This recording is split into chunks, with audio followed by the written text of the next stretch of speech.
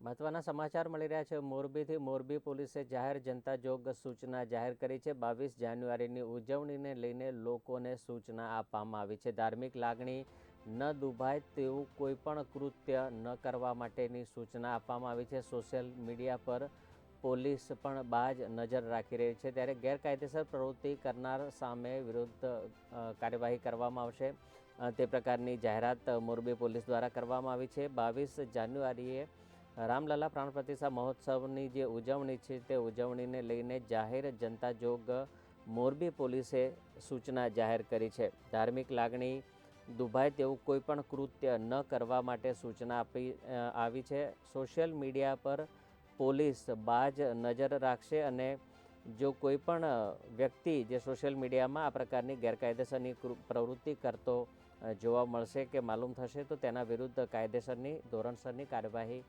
કરવામાં આવશે તેવી મોરબી પોલીસે સૂચના જાહેર કરી છે।